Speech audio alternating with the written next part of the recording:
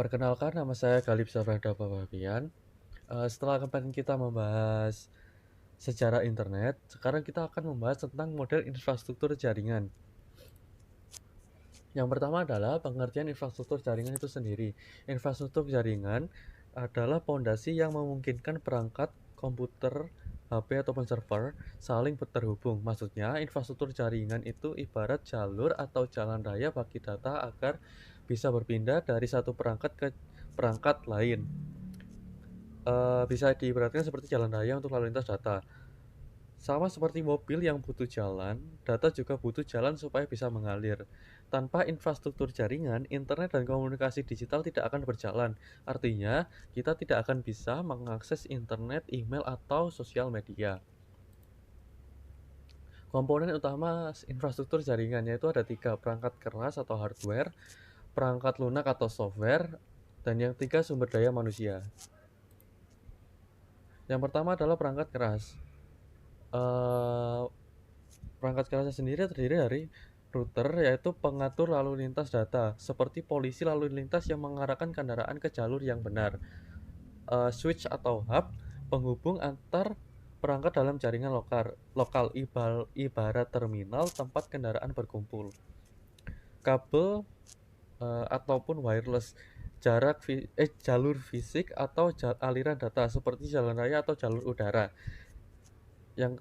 Yang keempat adalah server, pusat penyimpanan dan layanan, seperti gudang data yang bisa diakses bersama. Yang kedua adalah perangkat lunak atau software. Yang pertama adalah sistem operasi jaringan, contoh seperti Windows Server ataupun Linux. Dan yang kedua adalah aplikasi keamanan, firewall atau antivirus, seperti pagar dan satpam digital. Yang ketiga adalah protokol komunikasi, contoh TCP ataupun IP, bahasa yang dipakai antar perangkat agar bisa saling paham. Dan yang ketiga adalah sumber daya manusia, yaitu administrator jaringan ataupun orang yang merancang, mengelola, dan menjaga keamanan jaringan.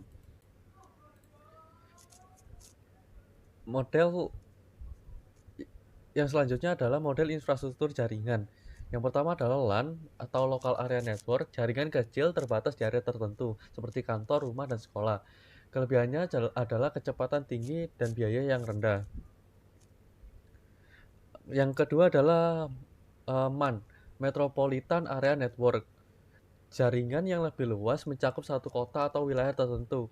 Biasanya digunakan oleh perusahaan atau lembaga pemerintah. Dan yang ketiga adalah WAN, Wide Area Network, jaringan luas antar kota, negara, bahkan seluruh dunia.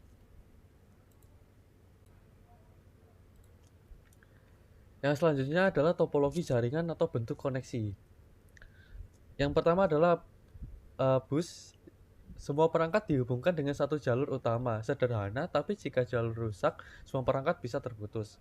Yang kedua adalah star. Setiap perangkat terhubung ke pusat, mudah diatur, dan kalau satu perangkat rusak tidak akan mengganggu yang lain. Yang ketiga ini adalah ring. Perangkat terhubung melingkar, data berjalan satu arah, stabil, tapi kalau satu titik putus, semua bisa terganggu. Yang keempat adalah mesh. Semua perangkat saling terhubung langsung, sangat kuat tak nanaman, tapi biaya pemasangan mahal karena memerlukan banyak kabel. Fungsi dan manfaat infrastruktur jaringan, yaitu yang pertama komunikasi cepat, sebagai contoh email, chat, video call. Dan yang kedua adalah berbagi sumber daya, printer, file internet, seperti kalian yang sedang mengirimkan video ke teman kalian. Yang ketiga adalah efisiensi kerja, koordinasi antar karyawan atau instansi lebih mudah karena dapat dilakukan jarak jauh. Yang keempat adalah akses data real time, informasi bisa diakses kapanpun dan dimanapun. Yang kelima, keamanan data dengan pengaturan dan enkripsi yang baik. Data lebih terlindungi dari pencurian ataupun kerusakan. Selanjutnya, tantangan infrastruktur jaringan. Yang pertama adalah keamanan, ancaman hacker, virus, ataupun malware. Sama seperti rumah, jaringan juga bisa dibobol oleh orang jahat.